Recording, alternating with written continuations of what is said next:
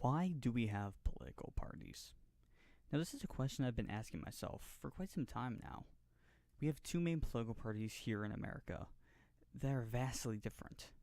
This results in years of nothing happening in the government all the time because we just simply disagree on every topic.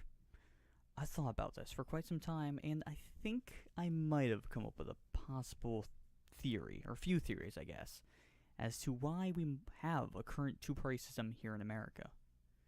Please know these are simply theories based off observations I've made over the past few years. There is no definite reason why we haven't changed after so many years and why we're so vastly different. Again, these are theories, okay?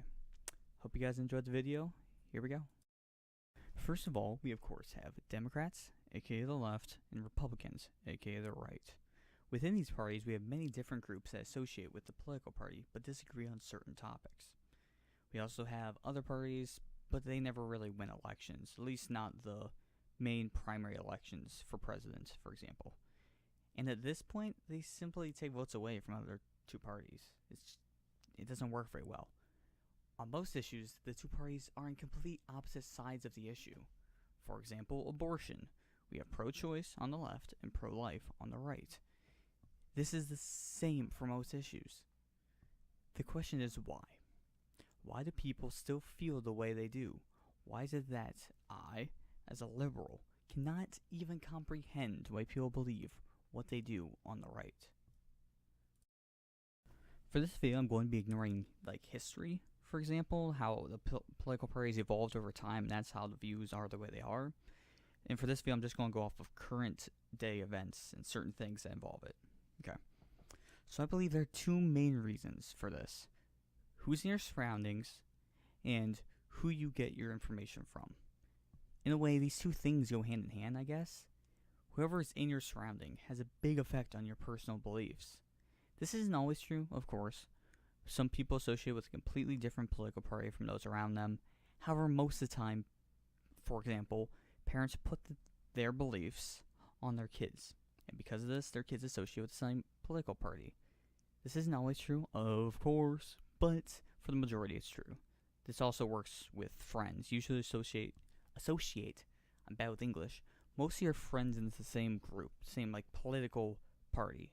Now, of course, you do break this rule from time to time, although it's very common to associate yourself with like-minded people. Now, this results in many people being closed-minded. Based on the beliefs you form, you then watch and absorb the media that agrees with your worldview and with those around you. This results in many people not opening their minds to new views and other opinions, of course. Another problem is YouTube, and I guess social media in general. And I guess you can even broaden it all the way to media, but I'm just going to focus on social media and YouTube mainly for this video. It makes us associate the minority with the majority, which allows us to further foolish views of the other party. I, for one, do this all the time. All the time. I associate the right with Trump. Even though, they did vote him in office and all, but this is so obviously a dumb thing to do. Just because it fits with my agenda. No, it's somewhat right, however, it's not right to associate the party with the president. The right associates the left with the extreme left, the SJWs, the feminazis. The left associates the right with the Trumpsters and the skinheads, the KKK people, whatever you want to call them. Social media promotes the crazy shitheads like these, with the crazy SJW videos, clickbait, and Trump support gets wrecked videos, and look at him, he's an idiot, or she's an idiot. Most of the time it's a him, but also we have just this SJW culture on YouTube. The channels that only focus on those crazy fuckers and make people believe that that is the left. We're all snowflakes, we're all libtards. You want to hear something really crazy? I actually believed it. I found these crazy shits on YouTube and I thought, whoa, those are crazy people. I guess that's what the left is. Even though I was on the left. I didn't really know at the time though. And I saw these Ben Shapiro's and those, whatever that, Yiannopoulos, that guy, where the fuck that is. I found them very intelligent because they would say stuff and they were very just wreck this person. Oh, I wrecked the left. That's what they acted like. But then I began to think about it, and I watched the news, and I realized how dumb I was. These people play off your assumptions to further their agenda, whether it's the Ben Shapiro's or SJW Gets Wrecked channels. They show you these crazy people and make you think that's the libtards. Those are the snowflakes. Those are the liberals. I believed it because it made sense. But then I started to pay attention, listen to friends and family, and I realized just how terrible I was to believe what I believed, and I was one of them. I was a snowflake hater until I realized that I was one of the snowflakes. You never get to see the intelligent side of the liberals or the conservatives because that doesn't fit with their agendas. It puts them at a risk of losing support because they seem normal. That's why we see these crazy fuckers in the media constantly.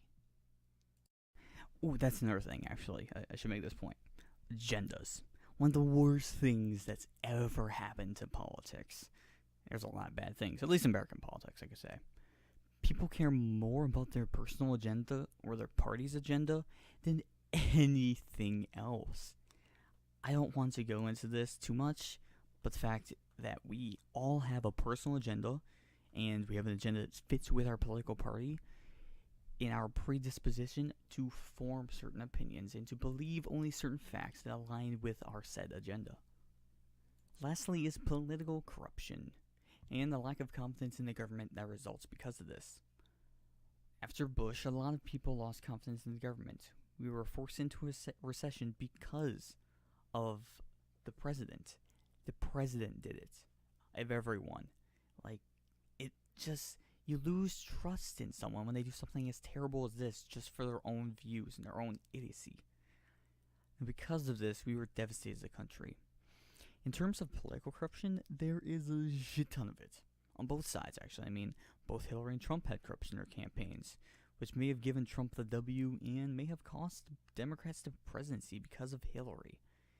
It was foolish to promote her over everyone else. Okay, I'll just give you a personal example here, okay? For example, my friend, who is insanely intelligent, however, she's a bit of a feminazi. She hated Hillary because of her lack of devotion to her husband. And that's all. And I had a lot of other friends who also just didn't like Hillary because she just was seen as this authoritarian idiot. Like, she controlled people. And she just did terrible things. And people didn't like that. Even though she was a good politician, she did good things in the past. They just associate her with what's been going on lately in the past 10 years, per se. The far left, who should have been an easy vote, some were lost because of Hillary. The corruption in both the conventions and the DNC and the RNC, I guess? RNC? I don't actually remember. Yeah, RNC. I'm just a dumbass, don't worry. And in the Electoral College, as a whole, it has resulted in the current shitty system of elections. I mean, I can say so many things involving this. We need to reform our electoral process. However, this is a bipartisan issue, okay? I know a lot of people don't see it as that. They see it as, oh, Democrats care about this, and they're like, eh. Because that's how Republicans win. They win because of corruption. They win because of stuff like gerrymandering. That's corruption. That's how they win elections. Here we are at the end of the video. I know I've made a ton of points in this video, but I just want to address a bunch of reasons why this is occurring. If we want to fix America, we need to demolish the two-party system and switch to a one-party system. Will this ever happen? Probably not. This is a fundamental part of American history. For as long as we've existed, we've had two evolving political parties, whether it's Federalists or Anti-Federalists or Republican Democrats or Democrats or Republicans or whatever. There's so many. We've just evolved over time into these current political parties. I guess a wide range of political parties that are all under the same spectrum of the two. And through party switches and through the naming of different political parties and the reforming of political parties, We've all evolved into these two current day Democrats and Republicans. We need to evolve as a nation and change ourselves for the better, to better education and the destruction of misinformation, aka getting rid of fake news. Thank you for watching, and hope you guys all have a great day.